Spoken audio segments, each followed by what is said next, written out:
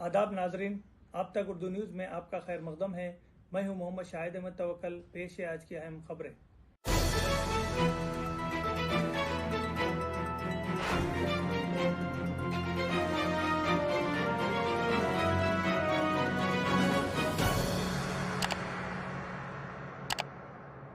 BJP उम्मीदवार गडम नागेश के पर्चा नामजद दाखिल फॉर्म मुकम्मल नहीं होने पर रिटर्निंग ऑफिसर की जानिब से सही करार दिया गया, जिस पर सियासी जमातों की जानिब से एहतजाज।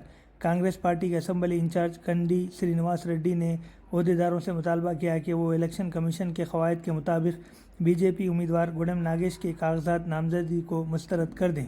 इन्होंने इलेक्शन रिटर्निंग ऑफिसर से शिकायत करने के बाद कलेक्ट्रेट में मीडिया से बात करते हुए इल्ज़ाम लगाया कि बीजेपी उम्मीदवार गडम नागेश ने अपनी अहलिया के असासों की तफसीलात पर्चा नामजदगी में ज़ाहिर नहीं की।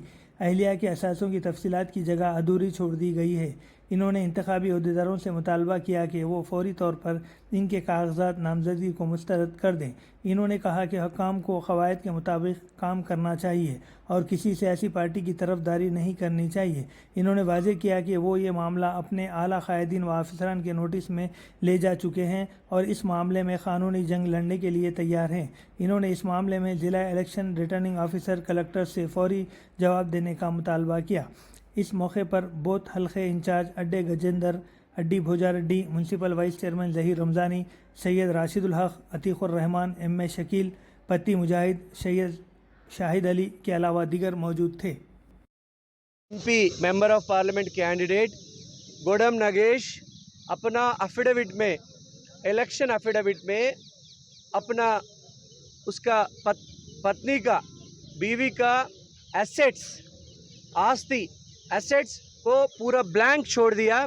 ये एसेट में पेज नंबर 8 में उनका जितना भी एसेट्स है उसको ब्लैंक छोड़ दिया। उधर वैल्यू लिखना है, ना ये तो नील लिखना है, ना ये तो ज़ीरो लिखना है।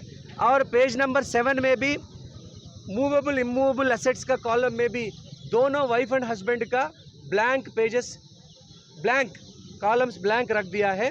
ये हम कलेक्टर रिटर्निंग ऑफिसर के स्क्रूटनी के टाइम पे रिटर्निंग ऑफिसर के नज़र उसका we brought into the notice of the returning officer, मगर रिटर्निंग ऑफिसर इन पे कोई कार्यवाही नहीं लिया, कोई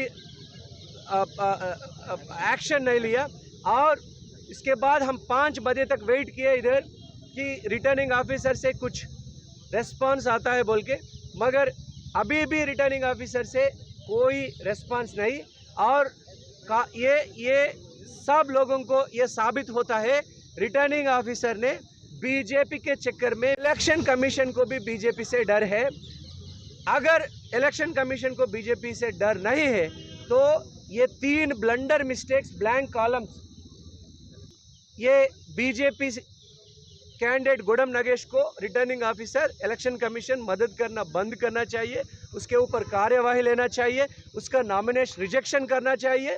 क्योंकि आदिलाबाद एसटी पार्लियामेंट्री कॉन्स्टिट्यूंसी में जो उम्मीदवार दूसरे पार्टी से कंटेस्ट कर रहे हैं उन लोगों का पूरा प्राइमरी जस्टिस को डिनाई करना है ये, क्योंकि लोगों को, सबको नॉमिनेशंस जो भी फाइल करता है, पब्लिक को, जनता को वो कैंडिडेट और उनका वाइफ, पति और पत्नी दोनों का एसेट्स को, दोनों का जो भी एसेट्स है वो समझना या let the people know about those assets. ये primary right of the people of a constituency to know the asset. हम इंफॉर्मेशन दे दिए दिल्ली में हमारा lawyer legal cell Congress party के तरफ से अभी तुरंत election commission, central election commission से मिलने वाले हैं और अपना objection complaint central election commission को हम दे रहे हैं। अगर सेंट्रल इलेक्शन कमीशन इसके ऊपर कोई कार्यवाही का एक्शन नहीं लिए तो हम ज़रूर हाई कोर्ट में रिट पिटीशन डालेंगे और नहीं तो सुप्रीम कोर्ट तक जाएंगे। मगर ये बहुत बड़ा गलत है।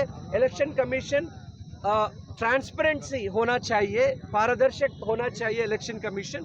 सो इससे साबित होता है गडम नागेश और बीजेपी का कैंडिडेट को इलेक्शन कमीशन भी मदद दे रहा है। तो immediately Okay, we request Election Commission to take a prompt action, immediate action on the Godam Nagesh nomination. If not, we will go into the people and we will say that Godam Nagesh candidature is no longer valid. We filed in the court of law, so we immediately ask the Godam Nagesh candidature is no more. So we ask the people of Adilabad to elect Atram Sugna with प्रचंड बहुमत से, भारी बहुमत से जिताने के लिए हम जनता के पास जाएंगे। बीएसपी अभ्यर्थी